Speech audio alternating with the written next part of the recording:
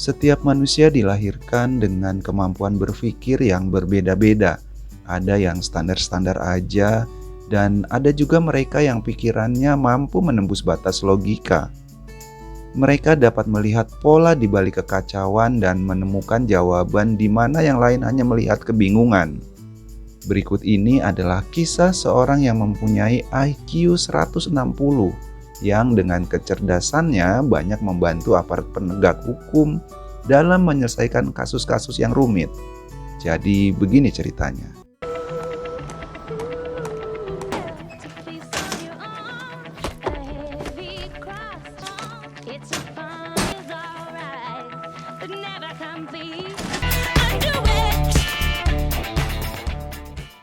Wanita ini bernama Morgan. Ia bekerja di Los Angeles Police Department bukan sebagai detektif atau petugas kepolisian, melainkan sebagai petugas kebersihan di sana. Malam itu, saat sedang bersih-bersih, tangannya tanpa sengaja menyenggol setumpuk berkas kasus pembunuhan yang tersusun di atas meja. Lembaran berkas foto-foto berserakan di lantai, dan Morgan pun dengan segera membereskannya. Namun, saat memperhatikan foto-foto kasus pembunuhan tersebut, Morgan melihat ada beberapa kejanggalan. Otaknya mampu bekerja dengan cepat, mengaitkan antara bukti-bukti yang satu dengan yang lain berdasarkan dari foto-foto yang ia lihat. Ia pun dengan cepat dapat menyimpulkan bahwa orang yang tertulis sebagai tersangka dalam papan kasus itu bukanlah pelaku. Bahkan ia justru salah satu korban juga dari kejahatan tersebut.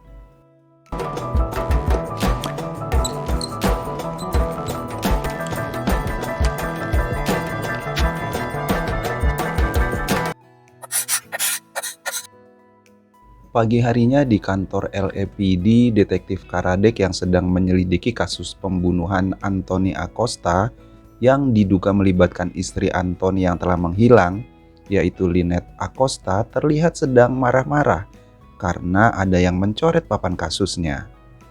Karena hal itu adalah tindakan yang melecehkan penyelidikan yang sedang ia lakukan. Detektif Karadec pun meminta Daphne mengecek CCTV untuk mengetahui siapa orang yang berani mencoret papan kasusnya. Dan setelah diketahui bahwa Morgan lah yang melakukannya, maka Morgan dipanggil ke kantor polisi untuk dimintai keterangannya. Morgan menjelaskan bahwa ia tidak bermaksud mengganggu penyelidikan polisi, namun ia melihat ada yang salah dan ia mencoba untuk memperbaikinya. Kapten Selena pun bertanya kepada Morgan untuk menjelaskan apa kesalahan yang ia lihat. Okay, so you got a dead body. I'm assuming you think this lady offed her husband, but that's not possible. Check out these shelves. Those objects are perfectly sized. This house is immaculate. The owner is a tidiness freak, except all of these curtains are fastened with a tie back except for one for some reason. So the tie back must have been used for something else. Somebody put tape around it, ripped it off, the glue stayed, and trapped a little bit. That means someone was tied up with the curtain cord and taped to the chair around their ankle. It wasn't him who was tied up, which means there was a third person. Have Lynette tied to the chair, victim on the ground, and our unknown bondage freak. That's the person you need to find. Melihat Morgan yang mempunyai kemampuan berpikir sistematis secara cepat dalam melihat kasus tersebut, Kapten Selena selaku kepala polisi meminta kepada Morgan untuk dapat membantunya memecahkan kasus tersebut, dan Morgan pun menerimanya. Berdasarkan informasi dari Letty, yaitu anak Lynette Acosta, bahwa beberapa hari sebelum kejadian, ibunya yang seorang paralegal dari sebuah firma hukum sempat bercerita telah menerima surat dari kliennya, yaitu seorang wanita bernama Sarah, untuk membelanya karena telah dilecehkan oleh bosnya yang bernama Brian Diamond. Morgan dan detektif Karadec pun kemudian menyelidiki lebih lanjut.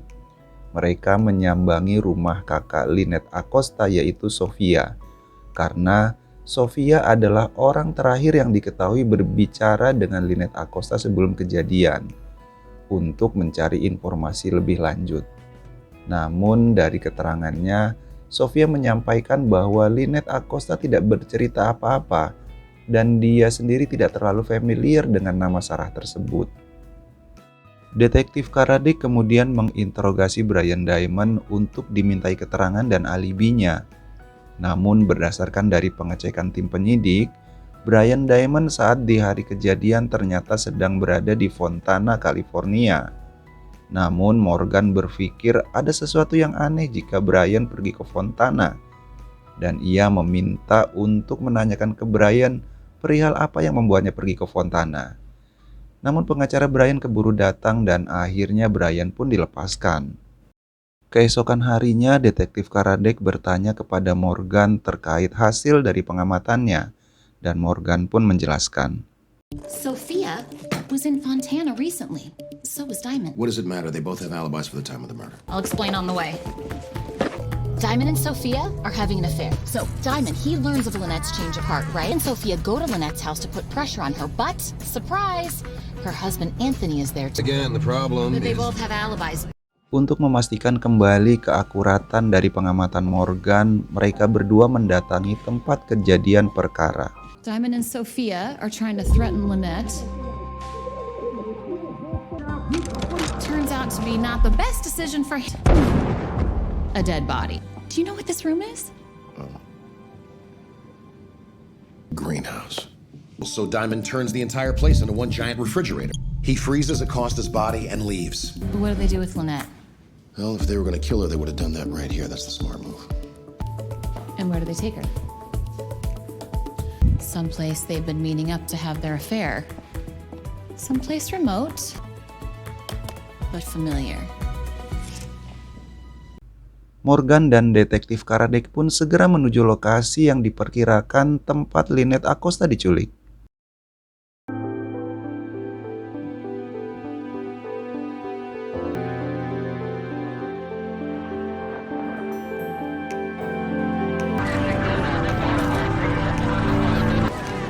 Lynette Acosta's gonna be okay thanks to you.